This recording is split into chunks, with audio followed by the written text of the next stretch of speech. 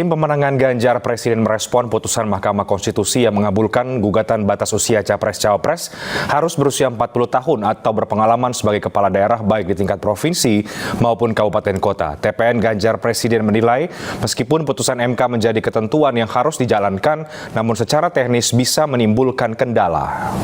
Karena kami beranggapan bahwa Mahkamah Konstitusi itu hanya menyatakan soal ketentuan undang-undang yang bertentangan atau tidak dengan konstitusi, kemudian tidak menambah norma yang baru. Nah, dalam putusan ini kami menilai hal tersebut dilakukan.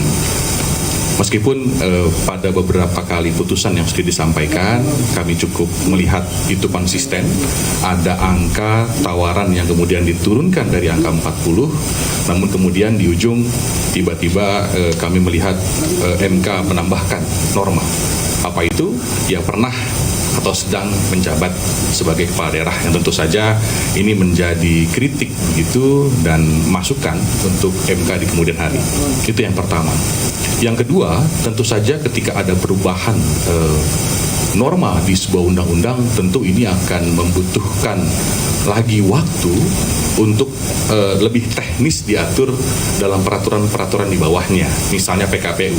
Dan tentu saja tahapan ini sudah berjalan, pemilu, waktu yang tersisa tinggal 3 hari ya untuk pendaftaran capres gitu ya. Nah, tentu saja ini sesuatu yang membuat teknis pelaksanaan semakin sulit ya. Meskipun ketika MK putuskan itu menjadi sebuah ketentuan, itu harus dijalani, namun kemudian secara teknis ini pun juga akan menimbulkan kendala. Dan kemudian poin lainnya, kita juga berharap begitu ya, ini tidak kemudian dipaksakan.